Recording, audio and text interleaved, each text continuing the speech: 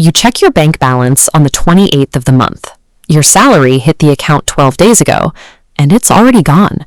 There was no emergency and no reckless luxury purchase. The money just evaporated into rent, groceries, a dinner out, and a few subscriptions you forgot you even had.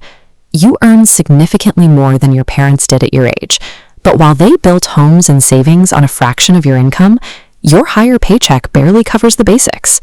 That gap is why a bigger salary has somehow resulted in less financial security. We are taught to believe that a climbing salary slip is the same thing as climbing wealth. In reality, the two rarely move together. If you feel broke despite a good income, you aren't broken. You are witnessing a set of invisible economic forces intercepting your money before you can even save it.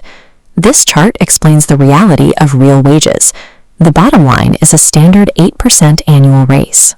The steeper line is the actual cost of rent, healthcare, and school fees. In 2024, the purchasing power of many salaried Indians was actually lower than it was 5 years ago.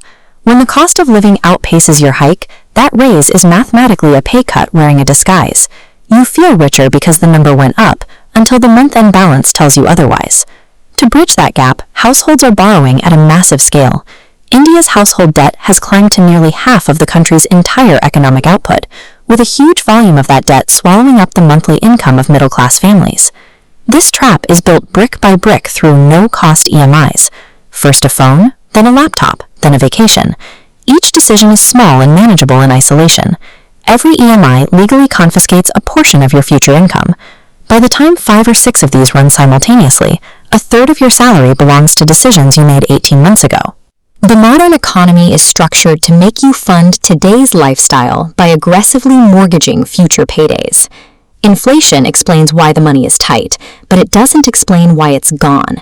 To understand that, we have to look at the choices made once the money actually lands. Financial psychologists call it lifestyle creep. It is a psychological autopilot that ensures your spending expands to absorb every new rupee of income you earn. This diagram shows the first mechanism, mental accounting. We route our regular paycheck to a savings vault, but notice how the mechanical switch flips for a bonus or a hike. Your brain files that money as extra, diverting it straight into a furnace of immediate spending.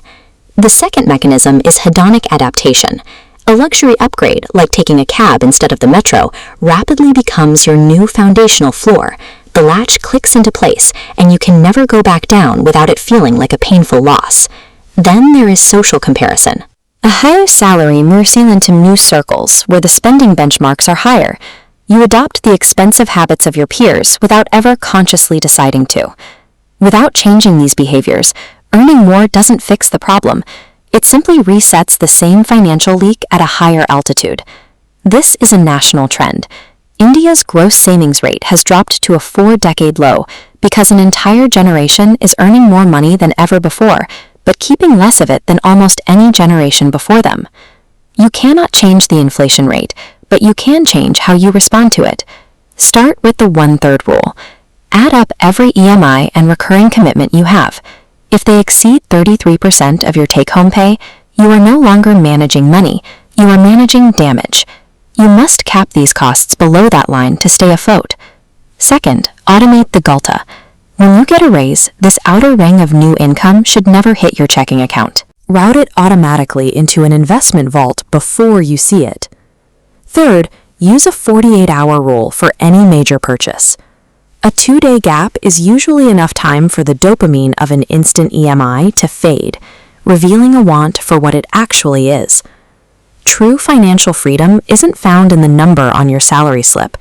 It is found in the gap you fiercely protect between what comes in and what actually stays. Because the real measure of financial freedom was never your salary slip. It was always what's left after it.